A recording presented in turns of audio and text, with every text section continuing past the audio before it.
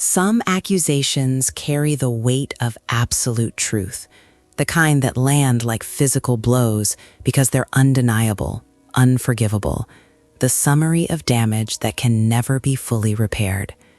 For King Theon, who'd ruled for 3 centuries and made countless decisions that affected countless lives, those words came from a woman standing in his throne room with nothing left to lose. Cassia, the former merchant whose business he'd destroyed through a policy change, whose family had been ruined by economic collapse his decree caused, who'd lost everything except her fury and the courage to speak it directly to his face. "You destroyed my life." She said it quietly, but with such concentrated rage that the entire court went silent. Not shouting, not hysterical, just stating fact with the precision of someone who'd spent months calculating exactly how much had been taken from her. Theon had heard accusations before, complaints about policies, protests about decisions, the inevitable dissent that came with governance. But something about the way Cassia delivered her truth, the exhausted certainty in her voice, the way she stood broken but unbowed, hit differently than any criticism he'd faced in 300 years. He stepped down from his throne, crossed the marble floor, and stopped directly in front of her. Then he said words that shocked everyone present, including himself. "Then let me rebuild it, not as apology or excuse, as genuine offer, as acknowledgement that some wrongs require more than words to address, as the beginning of something neither of them could have predicted." Cassia had been born into a merchant family that specialized in textile imports from the eastern provinces. Her parents had built the business from nothing, spending 30 years establishing trade routes and supplier relationships, and a reputation for quality goods at fair prices. They weren't wealthy, but they were comfortable, successful enough to employ 20 people and support 3 generations of family. Cassia had grown up in that business, learning negotiations and logistics and the delicate balance of profit and ethics. By 25, she was managing daily operations. By 30, when her parents retired, she'd taken full control. She'd been good at it, expanded into new markets, diversified product lines, maintained her parents' reputation for integrity while modernizing business practices. She'd married a man who worked in shipping logistics, and together they'd built a life that was stable and satisfying. They had a daughter, plans for more children, a future that felt secure. Then came the new trade policy. King Theon, responding to pressure from domestic textile producers who complained about foreign competition, had imposed heavy tariffs on imported goods. The policy was designed to protect local manufacturers and create jobs in struggling regions. On paper, it made economic sense. In practice, it devastated businesses like Cassia's that depended on affordable imports. The tariffs tripled her costs overnight. She tried to absorb them, to maintain prices and eat the difference. Lasted 3 months before the losses became unsustainable. She tried to pivot, to source domestically, but domestic suppliers couldn't match the quality or quantity she needed at prices her customers could afford. Her business started bleeding money, then bleeding customers, then bleeding employees she had to let go. Within 6 months, she'd burned through savings trying to keep things running. Within 9 months, she'd sold her home to pay debts. Within a year, the business her parents had spent 30 years building was bankrupt. Her marriage collapsed under the financial stress. Her husband left, took their daughter, said he couldn't watch her destroy herself trying to save something already dead. Cassia lost everything: her business, her home, her family. Her identity as someone competent and successful, all because of a policy change made by a king who'd never met her and didn't know she existed. She spent 6 months living in a shared boarding house, working manual labor jobs to survive. Spent another 6 months angry and broken, trying to understand how one decision made in a palace she'd never seen could dismantle her entire existence. The rage was the only thing that kept her functional. Rage at the king who'd signed the policy without considering consequences for people like her. Rage at a system that let one person's decision destroy thousands of lives. Rage at herself for not seeing it coming, for not pivoting faster, for not being able to save what mattered. Eventually, rage transformed into determination. She would confront him, would make King Theon see what his policy had actually done, would force him to acknowledge the human cost of decisions made from distant comfort. She spent months preparing. Researched palace protocols for requesting royal audience, saved money for the travel to the capital, practiced what she'd say, how she'd deliver the accusation with enough control to be heard rather than dismissed as hysterical. The day she entered the throne room, she wore her best remaining clothes and carried documentation of everything she'd lost. She'd expected to be ignored, expected to shout her truth and be removed by guards, expected nothing to change, but needing to say it anyway. What she didn't expect was the king to actually listen, to step down from his throne and acknowledge her pain, to offer not just apology, but action. The throne room had been packed with nobles handling routine business when Cassia was called forward. She'd registered for citizen petitions, a system that theoretically gave common people access to royal attention, but practically meant waiting months for 30 seconds to speak. She'd waited 14 months, finally got her slot. Stood in front of hundreds of people who'd never struggled for anything, and delivered her accusation. You destroyed my life. Your trade policy that you signed without understanding consequences, that protected manufacturers who donated to your treasury, while destroying small merchants who couldn't afford political influence. You took my business, my home, my family. Everything I spent 15 years building, gone. Because you made a decision in this palace without ever seeing what it would cost people like me. The court had reacted with discomfort. This wasn't standard petition behavior. This was direct accusation of the king himself. Lady Seraphina had started to intervene to have Cassia removed for inappropriate conduct, but Theon had raised a hand, stopping her. Let her speak. His voice had been quiet but absolute. She's earned the right. Cassia had continued, her voice shaking with emotion she couldn't quite control. I don't expect you to care. You've probably destroyed thousands of lives and never noticed. We're just numbers in reports, problems to solve with policies you'll never see the consequences of. But I needed you to know, needed you to hear one person say that what you did mattered, that it broke real things. That I'm standing here with nothing because you signed something without thinking about people like me. She'd finished and stood waiting for dismissal, for the guards to remove her, for the king to say something dismissive about necessary sacrifices for greater good. Instead, Theon had descended from the throne and asked a question nobody expected. What was your business? What did you do? Textile imports from eastern provinces. My parents built it. I expanded it. It employed 20 people and supported 3 families. It was good work, honest work, until your tariffs made it impossible. He'd studied her face.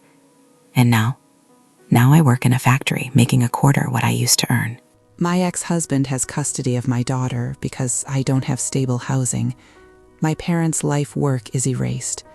And I'm here because I needed to tell you directly what you took. The silence that followed had been absolute. Then Theon had said the words that changed everything. Then let me rebuild it. The court had erupted in protests. Kings didn't personally intervene in individual business failures. It set dangerous precedent. It wasn't appropriate use of royal resources. But Theon had ignored every objection. He looked at Cassia with an expression that suggested he was seeing something that disturbed him deeply. Come with me. We need to talk privately. Cassia had followed, because what else could she do? They'd gone to his private study, Seraphina trailing behind, looking concerned and confused. Once inside, Theon had gestured to a chair. Sit. Tell me everything. From the beginning. The whole story. She told him about her parents' work building the business. about learning the trade, about the years of careful growth, about the mornings she'd read about the new tariffs and felt her stomach drop, about trying everything to survive, about watching it all collapse despite her best efforts, about losing her daughter to an ex-husband who couldn't handle the financial stress, about the boarding house and factory work and the rage that kept her functional. Theon had listened without interrupting. When she finished, he was quiet for long moments. Then, I didn't know. The policy was sold to me as protecting domestic jobs. The economic advisor showed data about manufacturing growth. Nobody mentioned the cost to import businesses. That's not an excuse, it's an explanation. I should have done deeper analysis, should have considered second-order effects. I didn't. That's on me. Cassia had felt surprise cut through her anger. Kings didn't admit mistakes, didn't take personal responsibility, but he was.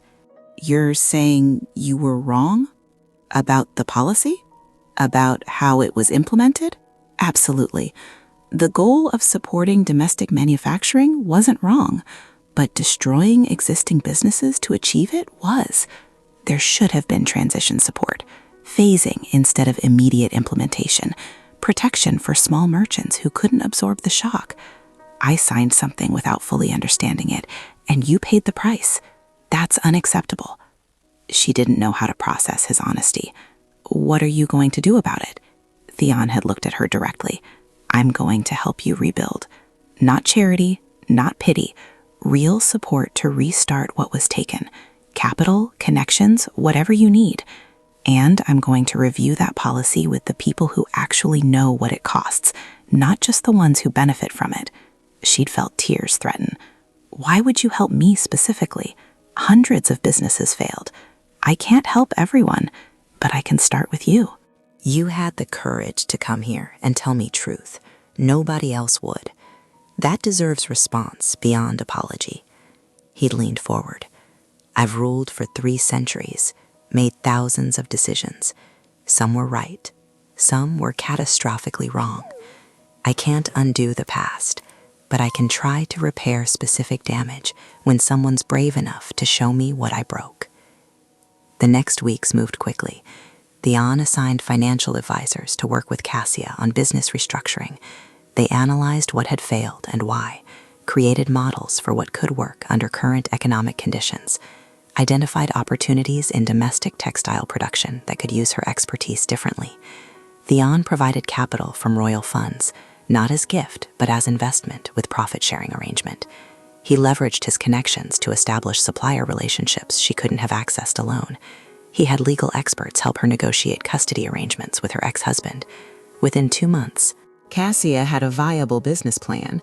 Within 4 months, she'd secured workshop space and hired initial employees. Within 6 months, she was manufacturing domestic textiles using techniques she'd learned from years of imports. The business wasn't identical to what she'd lost, but it was real and growing. The court watched with fascination. Some nobles approved of the king taking direct action to repair damage. Others worried about precedent and political implications. But Theon was clear that this wasn't standard practice. This was specific response to specific wrong. He also followed through on policy review, assembled a committee that included merchants and manufacturers and economists, studied the tariff's actual impact, created transition support for affected businesses, and modified implementation to reduce shock. The changes came too late for many who'd already failed, but they prevented future cascading failures.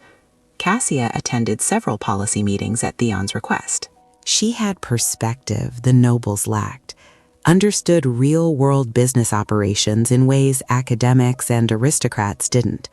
Her input shaped policy modifications. Her presence reminded everyone that decisions made in palaces affected real people with real lives. Something shifted between them during those months.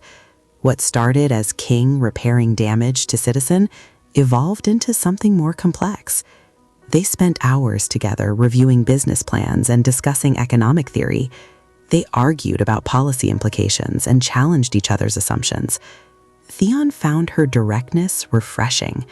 She didn't defer or soften criticism. She told him when his ideas were impractical or when he was wrong. She treated him like a person capable of making mistakes rather than an infallible monarch.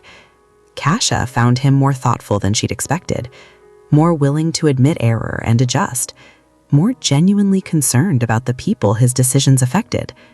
The king she'd imagined as distant and cruel turned out to be tired and isolated and trying to govern well despite impossible information asymmetries. 6 months into their working relationship, during a late meeting reviewing her business's quarterly projections, Kasia said something that had been bothering her. "Why are you really doing this? The business support is one thing, but the time you're investing, the personal attention, it's more than repairing policy damage. Why do you actually care?" Theon had been honest. "Because you made me see something I'd been avoiding, that I've spent 3 centuries making decisions from such distance that I stopped seeing the human cost. You destroyed my life shouldn't have been news to me.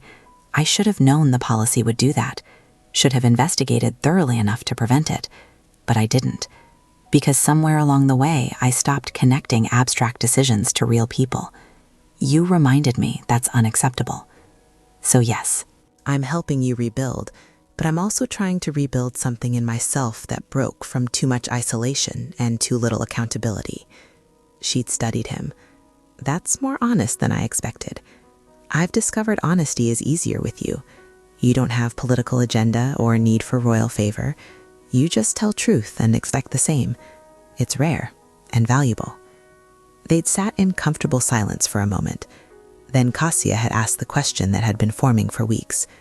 "Are we friends, or is this still just King fixing a problem?"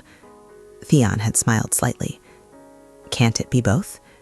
I'm trying to repair damage I caused, but I'm also spending time with someone who challenges me and makes me think, and doesn't treat me like a crown with a person attached. If that's friendship developing alongside reparation, I'm not opposed." She'd smiled back. "Good, because I've started actually liking you, which is very confusing given you're the person who destroyed my life. I'm aware of the irony." They'd both laughed, and something that had been tentative became more solid. Not just king and citizen, not just policymaker and affected party.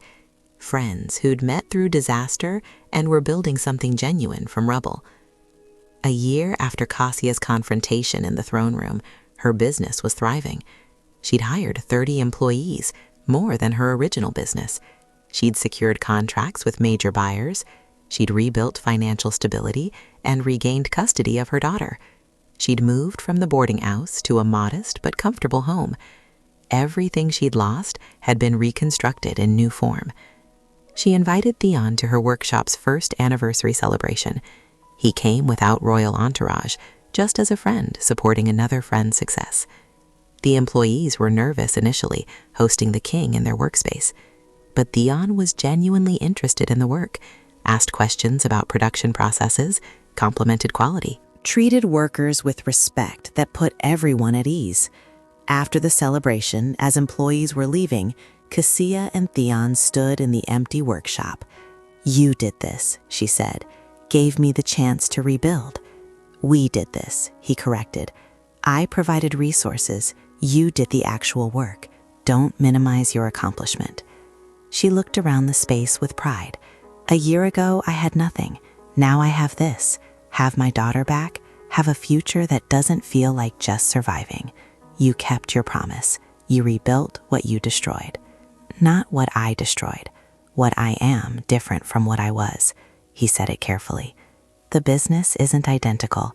The life isn't the same. But it's real and yours. That matters." She turned to him. "Can I ask you something personal?" "Always." "Why haven't you left? The reparation is done, the policy is fixed. You could move on, but you keep showing up, keep being part of this. Why?" "Because somewhere in the process of helping you rebuild, I started rebuilding myself." He was quiet for a moment. 300 years of ruling had made me distant, disconnected from consequences. You forced me to look directly at damage and take responsibility. That changed how I govern, how I think, how I connect to the kingdom I'm supposed to serve. So yes, to stop. Cassia felt her heart do something complicated. That's either the most honest thing you've said or the most manipulative. Which? Honest, he met her eyes. Always honest with you. That's the rule we established. She stepped closer. Then I'll be honest too. I spent months hating you. Spent more months working with you out of necessity. Somewhere along the way, I stopped hating, started respecting, then started feeling something that's definitely not professional or appropriate given our history. I don't know what to do with that. He didn't move. What do you want to do with it? I want to see if what I'm feeling is real or just gratitude transformed into something confusing. I want to spend more time with you, not talking about business or policy, but as people. I want to see if the friendship we've built can become something more. But I'm terrified because you're a king and I'm a merchant, and you destroyed my life and rebuilt it, and that's complicated foundation for anything. It's extremely complicated, he agreed, and it might be a terrible idea, but I'm feeling the same confusion, the same pull towards something more, the same fear that it's too complicated to work. So maybe we're both disasters. She smiled. Seems to be a pattern with us. Maybe disasters deserve to figure things out together. He extended his hand formally. Want to try? She took it. Yes, let's be disasters together and see what happens. The next months were tentative exploration. They spent time together that wasn't about business. Dinners where they talked about everything except work. Walks through the city where Theon could be relatively normal. Evenings at Cassia's home where her daughter slowly accepted this unusual friendship. The court noticed, of course. Speculation ran wild about the king's attachment to the merchant he'd destroyed and rebuilt. Some saw it as beautiful redemption arc. Others saw it as inappropriate given the power imbalance. Lady Seraphina was concerned. Your Majesty, this relationship raises questions about your judgment, about exploitation of vulnerable citizens, about whether reparation has crossed into something less appropriate. I'm not exploiting her. We're both adults choosing to explore connection that developed naturally from working together. Cassia is fully aware of the complications and has agency to make her own decisions. But Your Majesty, you destroyed her life, even if inadvertently. You hold enormous power over her circumstances. How can she freely choose anything when you control so much? Theon had considered this carefully. You're right that the power imbalance is real and concerning, which is why we're moving slowly, why I've been explicit with her that she can walk away at any time with no professional consequences, why I've ensured her business success is independent of my personal involvement.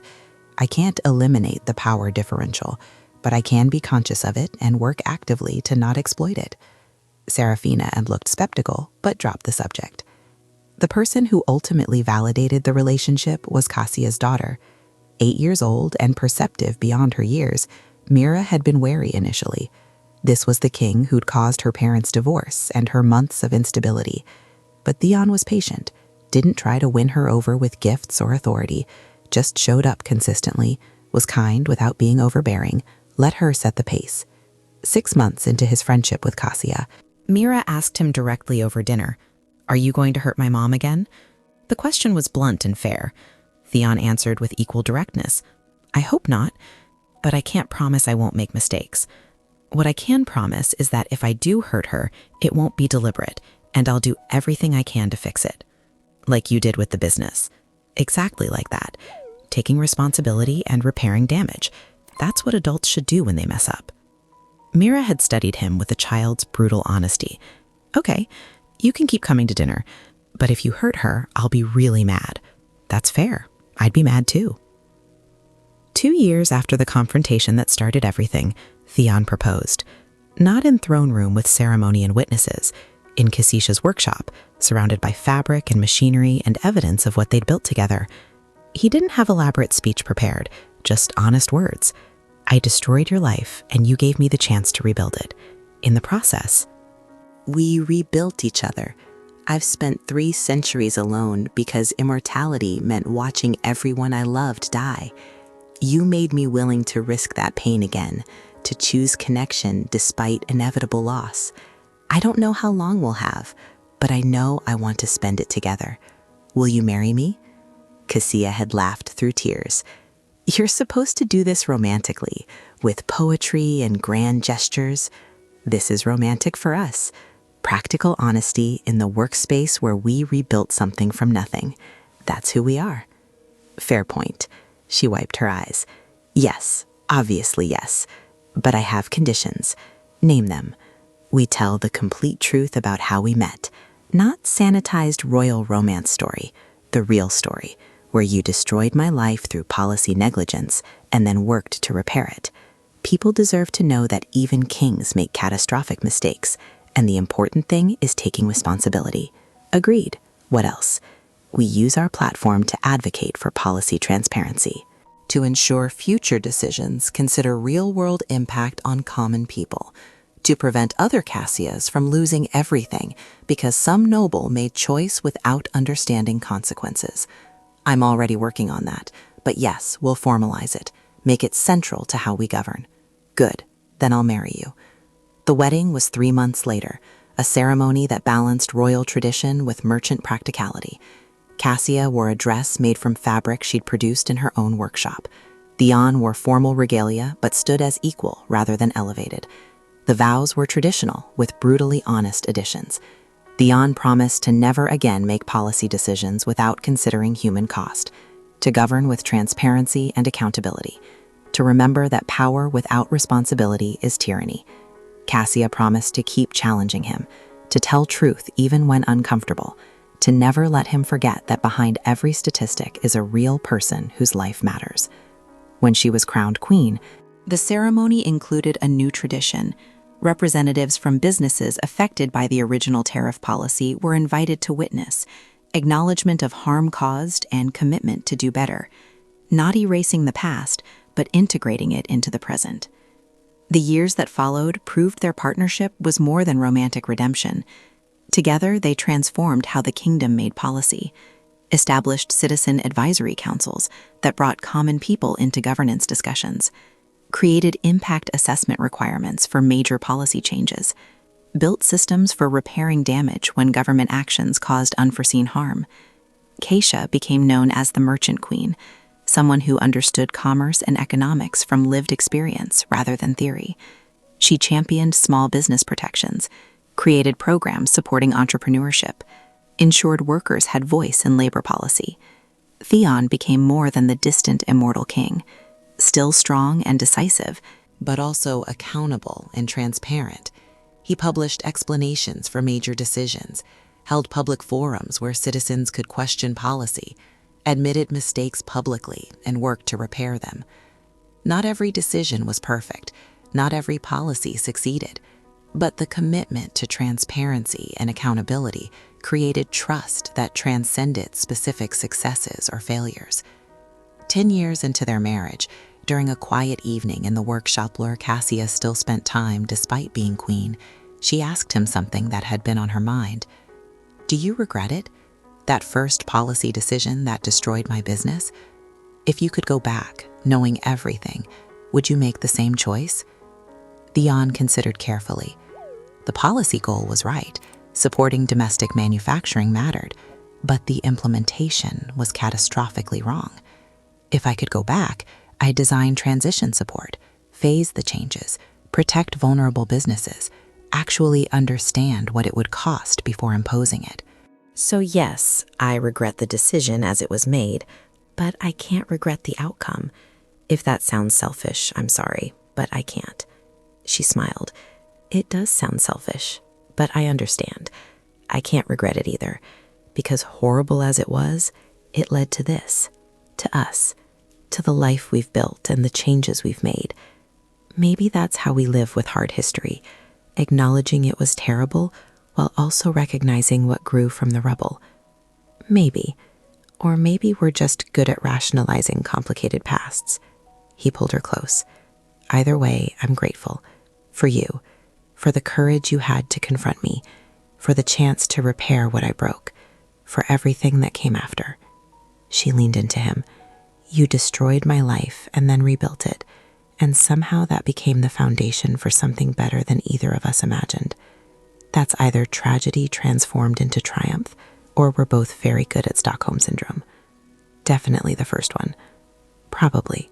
They sat together in the workshop, surrounded by fabric and memories, and the complicated, beautiful life they'd built from disaster, living proof that sometimes the worst thing that happens to you leads to the best thing, that taking responsibility matters more than never making mistakes, that destroyed lives can be rebuilt into something stronger than the original, and that sometimes the person who breaks you is the same person who teaches you how to be whole in new ways. If this story reminded you that taking responsibility for harm is more powerful than avoiding mistakes, hit that subscribe button and ring the notification bell. Drop a comment with the word moon if you believe destroyed things can be rebuilt into something better. Share this video with someone who needs to know that mistakes don't define us, but how we respond to them does. Sometimes the person who breaks your life gives you the tools to build something stronger. Thanks for watching, and remember, We're all works in progress, and the bravest thing we can do is take responsibility when we cause harm and work actively to repair it.